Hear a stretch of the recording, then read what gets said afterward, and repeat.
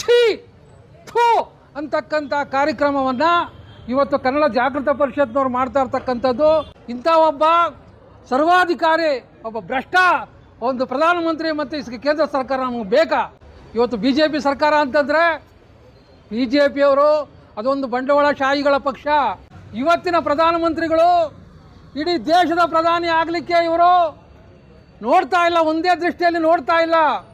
ಇವರು ಕೇವಲ BJP ಪ್ರಧಾನಮಂತ್ರಿಗಳಾಗಿ ಕೇಂದ್ರ ಸರ್ಕಾರಕ್ಕೆ ಪ್ರಜಾಪ್ರಭುತ್ವ ವಿರೋಧಿ ಕೇಂದ್ರ ಸರ್ಕಾರದ ದೌರ್ಜನ್ಯಕ್ಕೆ ಶಾಂತಿಯುತವಾಗಿ ಪ್ರತಿಭಟಿಸುತ್ತಿದ್ದ ವಿದ್ಯಾರ್ಥಿಗಳ ಮೇಲೆ ಲಾಠಿ ಚಾರ್ಜ್ ಮಾಡಿದ ದೆಹಲಿ ಪೊಲೀಸರ ದೌರ್ಜನ್ಯಕ್ಕೆ ಶಾಂತಿಯುತವಾಗಿ ಪ್ರತಿಭಟಿಸುತ್ತಿದ್ದ ವಿದ್ಯಾರ್ಥಿಗಳ ಮೇಲೆ ಲಾಠಿ ಚಾರ್ಜ್ ಮಾಡಿದ ದೆಹಲಿ ಪೊಲೀಸರ ದೌರ್ಜನ್ಯಕ್ಕೆ ಬೇಕೇ ಬೇಕು, ಬೇಕೇ ಬೇಕು, ಬೇಕೇ ಬೇಕು.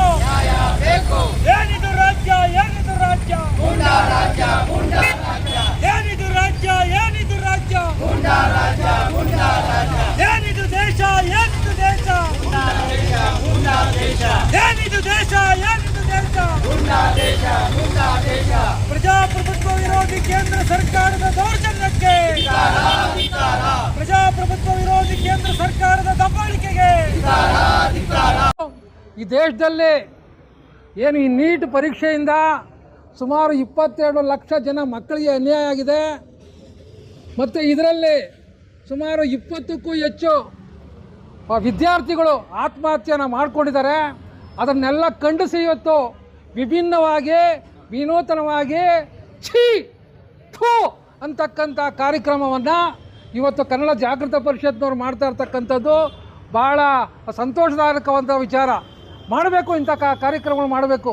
ಯಾಕೆ ಅಂತಂದರೆ ನಮ್ಮನ್ನು ಆಳ್ತಕ್ಕಂಥ ಜನಗಳೇನಿದ್ದಾರೆ, ರಾಜಕಾರಣಿಗಳೇನಿದ್ದಾರೆ, ಇವತ್ತು ರಾಜ್ಯ ಸರ್ಕಾರ ಇರ್ಬೋದು, ಕೇಂದ್ರ ಸರ್ಕಾರ ಇರ್ಬೋದು, ಯಾರನ್ನೂ ಸಹ ಏನು ಇದಲ್ಲ, ಏನು ಜನಪರವಾಗಿ ಕೆಲಸ ಮಾಡ್ತಾರೆ ಅಂತ ನಾವು ಅಂದ್ಕೊಂಡ್ರೆ ಅದು ಶತಮೂರ್ಖರು ನಾವೆಲ್ಲ. ಇವತ್ತು ಆ ರೀತಿಯಾದಂಥ ರಾಜಕಾರಣಿಗಳು ಇವತ್ತು ಕೆಲಸ ಮಾಡ್ತಾ ಇರೋದ್ರಿಂದ ಈ ಒಂದು ಏನು ಚೀತು ಕಾರ್ಯಕ್ರಮ ಹಮ್ಮಿಕೊಂಡಿದ್ದೀರಿ, ಇದಕ್ಕೆ ವಿಶೇಷವಾಗಿ ಕನ್ನಡ ಜಾಗೃತ ಪರಿಷತ್ತಿನ ಪದಾಧಿಕಾರಿಗಳಿಗೆ ಅಭಿನಂದನೆ ಸಲ್ಲಿಸ್ತೇನೆ.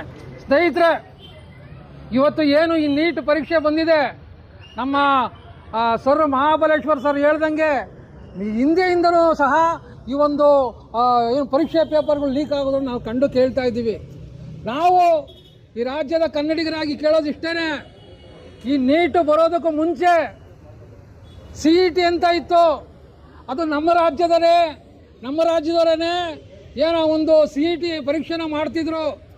ಮತ್ತು ನಮ್ಮ ರಾಜ್ಯದವ್ರಿಗೇ ಸಹ ಆ ಒಂದು ಮೆಡಿಕಲ್ ಸೀಟ್ಗಳು ಏನಿದ್ವು ಅವೆಲ್ಲವೂ ಸಹ ಅವರಿಗೆ ದೊರಕ್ತಾ ಇದ್ವು. ಇವತ್ತು ನೀಟನ್ನು ತಂದು ನಮ್ಮ ಕರ್ನಾಟಕದ ಮಕ್ಕಳು ಇವತ್ತು ಇಡೀ ದೇಶದಲ್ಲಿ ಏನು ಈ ಭಾರತ ದೇಶ ಇದೆ ಅಂಥ ಮಕ್ಕಳ ಮೇಲೆ ಕಾಂಪೀಟ್ ಮಾಡ್ತಕ್ಕಂಥ ಒಂದು ದುರವಸ್ಥೆಗೆ ಇವತ್ತು ಸರ್ಕಾರಗಳು ನಮ್ಮ ರಾಜ್ಯವನ್ನು ನೂಕಿದ್ದಾರೆ. ಇವತ್ತು ಇಡೀ ದೇಶದಲ್ಲಿ ಮೆಡಿಕಲ್ ಸೀಟ್ಗಳು ಬಹುತೇಕ ಈ ದೇಶದಲ್ಲಿ ಹೆಚ್ಚಾಗಿ ಎಲ್ಲಿದ್ದಾವೆ ಅಂತಂದರೆ ಅದು ನಮ್ಮ ಕರ್ನಾಟಕ ರಾಜ್ಯದಲ್ಲಿ.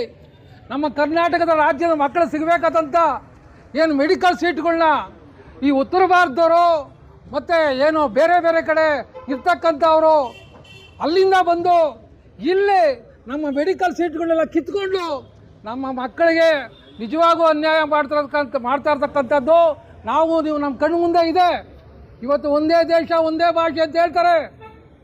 ಈ ರೀತಿ ಹೇಳಿ ನಮ್ಮ ಕರ್ನಾಟಕದ ಬ್ಯಾಂಕ್ಗಳಲ್ಲಿ ನಮ್ಮ ಕನ್ನಡಿಗರ ಕೆಲಸ ಕಿತ್ಕೊಂಡಿದ್ದಾರೆ. ರೈಲ್ವೆ ಇಲಾಖೆಯಲ್ಲಿ ನಮ್ಮ ಕನ್ನಡಿಗರ ಕೆಲಸ ಕಿತ್ಕೋತಾ ಇದ್ದಾರೆ. ಮತ್ತು ಕನ್ನಡದಲ್ಲಿ ಪರೀಕ್ಷೆ ಕೊಡ್ರೆ ಅಂತಂದರೆ ಇದು ಹಿಂದಿ ಇಂಗ್ಲೀಷ್ ಬರೀಬೇಕು ಅಂತಾರೆ. ಮತ್ತು ಈ ರಾಜ್ಯದಲ್ಲಿ ಎಲ್ಲ ವಿಧವಾದ ಸವಲತ್ತುಗಳನ್ನ ಕಿತ್ಕೊಂಡು ನಮ್ಮಲ್ಲಿ ಸುಮಾರು 4.5 ಲಕ್ಷ ಕೋಟಿ ನಾವು ಟ್ಯಾಕ್ಸ್ ಕಟ್ಟಿದ್ರೆ ಬರೀ 70-80 ಸಾವಿರ ನಮ್ಮ ರಾಜ್ಯಕ್ಕೆ ಕಳಿಸ್ತಾರೆ. ಇಷ್ಟೆಲ್ಲ ಅನ್ಯಾಯ ಆಗ್ತಾ ಇದ್ರು ನಮ್ಮದೇ ಆದಂಥ ನಮ್ಮ ರಾಜ್ಯದವರೇ ಆದಂಥ ನಮ್ಮ ಕನ್ನಡಿಗರು ಯಾಕಿದ್ರ ಬಗ್ಗೆ ಚಕಾರ ಎತ್ತಾ ಇಲ್ಲ? ಇಷ್ಟೆಲ್ಲ ಅನ್ಯಾಯ ನಡೀತಾ ಇದ್ರು ನಮ್ಮ ರೈತರಿಗೆ ಅನ್ಯಾಯ ಆಗ್ತಾ ಇದೆ. ಇವತ್ತು ವಿದ್ಯುತ್ ಶಕ್ತಿ ಖಾಸಗೀಕರಣ ಆಗಿ ನಮ್ಮ ನೇಕಾರರು ಉಳ್ಕೊಳ್ಳೋಕ್ಕೆ ಸಾಧ್ಯ ಇಲ್ಲದೆ ಆಗ್ತಕ್ಕಂಥ ಪರಿಸ್ಥಿತಿ ಇವತ್ತು ನಿರ್ಮಾಣ ಆಗಿದೆ. ಇದಕ್ಕೆಲ್ಲ ಮೂಲ ಕಾರಣ ಯಾರು? ಇದಕ್ಕೆಲ್ಲ ಮೂಲ ಕಾರಣ ನಮ್ಮ ಕೇಂದ್ರದಲ್ಲಿ ಆಡಳಿತ ನಡೆಸ್ತಾ ಇರ್ತಕ್ಕಂಥ ಏನು BJP ಸರ್ಕಾರದವರು. ಇವತ್ತು BJP ಸರ್ಕಾರ ಅಂತಂದರೆ BJPಯವರು ಅದೊಂದು ಬಂಡವಾಳಶಾಹಿಗಳ ಪಕ್ಷ, ಒಂದು ಜಾತಿವಾದಿ ಪಕ್ಷ. ಅದು ನಿಮಗೆಲ್ಲ ಅರ್ಥ ಆಗಬೇಕು. ಇವತ್ತಿನ ಪ್ರಧಾನಮಂತ್ರಿಗಳು ಇಡೀ ದೇಶದ ಪ್ರಧಾನಿ ಆಗಲಿಕ್ಕೆ ಇವರು ನೋಡ್ತಾ ಇಲ್ಲ, ಒಂದೇ ದೃಷ್ಟಿಯಲ್ಲಿ ನೋಡ್ತಾ ಇಲ್ಲ. ಇವರು ಕೇವಲ BJP ಪ್ರಧಾನಮಂತ್ರಿಗಳಾಗಿ ಇವತ್ತು ದೇಶದಲ್ಲಿ ಇಷ್ಟೆಲ್ಲ ಅರಾಜಕತೆ ಉಂಟಾದರೂ ಸಹ ಕಣ್ಣು ಕಿವಿ ಇಲ್ದಂಗೆ ಇವತ್ತು ಕೂತಿದ್ದಾರೆ ಅಂತಂದರೆ ನಿಜವಾಗೂ ನಾಚಿಕೆಗೇಡಾಗಬೇಕು. ನಾನು ಇಷ್ಟೇ ಹೇಳೋದು, ಏನು ಇವತ್ತು ಪೇಪರ್ ಲೀಕ್ ಆಯಿತು ಅಥವಾ 1 ದಿನಕ್ಕೋ 2 ದಿನಕ್ಕೋ ಈ ದೇಶನ ಆಳ್ತಾ ಇರ್ತಕ್ಕಂಥ ಪ್ರಧಾನಮಂತ್ರಿಗಳು ಒಂದು ಸುದ್ದಿಗೋಷ್ಠಿ ಮಾಡಿನೋ ಅಥವಾ ಟ್ವೀಟ್ ಮುಖಾಂತರನೋ, ಮಕ್ಕಳೇ ಇವತ್ತು ನಿಮಗೆಲ್ಲ ಅನ್ಯಾಯ ಆಗಿದೆ. ಇದು ಯಾರು ಅನ್ಯಾಯ ಮಾಡಿದ್ದಾರೆ ಅವ್ರನ್ನ ನಾನು ಯಾವುದೇ ಕಾರಣಕ್ಕೂ ಬಿಡೋದಿಲ್ಲ. ಇದು ಈ ಒಂದು ನ್ಯಾಯವಾದ ಒದಗಿಸ್ಕೊಳ್ಳೋಕ್ಕೆ ಎಲ್ಲ ಪ್ರಾಮಾಣಿಕ ಪ್ರಯತ್ನ ಪಡ್ತೀನಿ. ನೀವು ಧೈರ್ಯವಾಗಿರಿ. ಮತ್ತು ನೀವು ಇದು ಏನು ನೀಟ್ನ ಪರೀಕ್ಷೆನ ಬರ್ಸೋಣ, ಆದಷ್ಟು ಬೇಗ ನಿಮ್ಗೆ ನ್ಯಾಯ ಕೊಡಿಸ್ತೀನಿ ಅಂತ ಒಂದೇ ಒಂದು ಮಾತು ಹೇಳ್ಬೋದಾಗಿತ್ತು. ಹೇಳಲಿಲ್ಲ. ಯಾಕೆ ಹೇಳಲಿಲ್ಲ ಅಂದರೆ ಅವರೊಬ್ಬ ಸರ್ವಾಧಿಕಾರಿ ಮನೋಭಾವ ಇರ್ತಕ್ಕಂಥ ಪ್ರಧಾನಮಂತ್ರಿಯನ್ನು ನಾವು ಇವತ್ತು ಕಾಣ್ತಾ ಇದ್ದೀವಿ. ಅವರೇನಾರ ಒಂದು ಮಾತು ಹೇಳಿದಿದ್ರೆ ಸುಮಾರು 21 ಜನ ಮಕ್ಕಳು ಆತ್ಮಹತ್ಯೆ ನಿಂತೋಗೋದು. ಅಂದರೆ ಅವ್ರಿಗೆ ಇದಿಲ್ಲ. ಈಗ ಹೇಳ್ತಾರೆ ಅದೇನೋ ಫಾಸ್ಟ್ ಕೋರ್ಟ್ ಅಂತೆ, ಅಂದರೆ ತ್ವರಿತ ನ್ಯಾಯಾಲಯ ಮಾಡ್ತೀನಿ ಮತ್ತು ನಿಮಗೆಲ್ಲ ನ್ಯಾಯ ಕೊಡಿಸ್ತೀನಿ ಅಂತ. ನ್ಯಾಯ ಕೊಡಿಸ್ತೀರಾ ಸ್ವಾಮಿ? ಮತ್ತೆ ನಾವು 21 ಜನ ಮಕ್ಕಳನ್ನ ಬದುಕಿಸ್ಕೊಳ್ಳಿಕ್ಕೆ ಆಗ್ತೈತಾ? ಅವ್ರು ಮತ್ತೆ ಅವ್ರ ಕುಟುಂಬದವ್ರಿಗೆ ಎಷ್ಟೋ ಆಸೆಗಳು ಕನಸುಗಳನ್ನ ಕಟ್ಕೊಂಡಿರ್ತಾರೆ, ನಮ್ಮ ಮಕ್ಕಳು ಡಾಕ್ಟ್ರ್ ಆಗಬೇಕು ಅಂತ. ಆ ಒಂದು ಆಸೆನ ಪೂರೈಸ್ಲಿಕ್ಕೆ ಆಗ್ತೈತಾ? ಆಗೋದಿಲ್ಲ.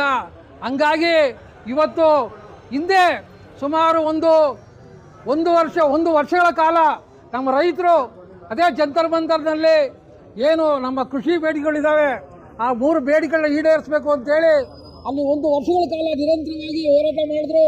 ನೀವು ಹೋಗಲಿಲ್ಲ. ಸಾವಿರಾರು ಜನ ರೈತರು ಸತ್ತೋದ್ರು. ಆಮೇಲೆ ನಿಮಗೆ ಜ್ಞಾನೋದಯ ಆಗಿ ಆ 3 ಕೃಷಿ ಕಾಯ್ದೆಗಳನ್ನ ವಾಪಸ್ ತಗೊಂಡ್ರಿ. ಬೇಕಾ ನಿಮಗೆ? ಇಂಥ ಒಬ್ಬ ಸರ್ವಾಧಿಕಾರಿ, ಒಬ್ಬ ಭ್ರಷ್ಟ ಒಂದು ಪ್ರಧಾನಮಂತ್ರಿ ಮತ್ತು ಕೇಂದ್ರ ಸರ್ಕಾರ ನಮಗೆ ಬೇಕಾ? ಹಂಗಾಗಿ ಸ್ನೇಹಿತರೆ, ಇವತ್ತು ಯಾರು ಹಿಂದೆಯವರು ಇದ್ದುಕೊಳ್ಳಿ, ಇಲ್ಲಿನ ಕನ್ನಡಿಗರು, ಇಲ್ಲಿನ ಕನ್ನಡ ಸಂಘಟನೆಗಳು ಇದನ್ನೆಲ್ಲ ಅರ್ಥ ಮಾಡ್ಕೋಬೇಕು. ಇವತ್ತು ಯಾರು ಸಹ ಮಧ್ಯವರ್ಗದವರು ಮತ್ತು ಬಡವರು ಇವತ್ತು ಏನು ದಿನಸಿ ವಸ್ತುಗಳು ಗಗನಕ್ಕೆ ಮುಟ್ಟಿದ್ದಾವೆ, ಯಾರೂ ಸಹ ಇವತ್ತು ಕೊಂಡ್ಕೊಂಡು ತಿನ್ನಲಿಕ್ಕೆ ಸಾಧ್ಯ ಆಗ್ತಾ ಇಲ್ಲ. ನಮ್ಮ ಸಂಬಳಗಳು ಹೆಚ್ಚಾಗ್ತಾ ಇಲ್ಲ. ಹಂಗಾಗಿ ಸ್ನೇಹಿತರೆ ಎಚ್ಚೆತ್ಕೋಬೇಕಾಗಿದೆ. ಕರ್ನಾಟಕದ ಜನ ಎಚ್ಚೆತ್ಕೊಂಡು ಬೇರೆ ರಾಜ್ಯದವರು ನಮ್ಮ ಮೇಲೆ ದಬ್ಬಾಳಿಕೆ ಮಾಡಿದಾಗ ನಾವು ಅವ್ರನ್ನ ಎದುರಿಸಿ ಮತ್ತೆ ಹೊಸದಾಗಿ ಕರ್ನಾಟಕ ಕಟ್ಟುವಂಥ ಕೆಲಸನ ನಾವು ನೀವು ಮಾಡಬೇಕಾಗಿದೆ ಅಂತಕ್ಕಂಥ ಮಾತನ್ನು ಈ ಸಂದರ್ಭದಲ್ಲಿ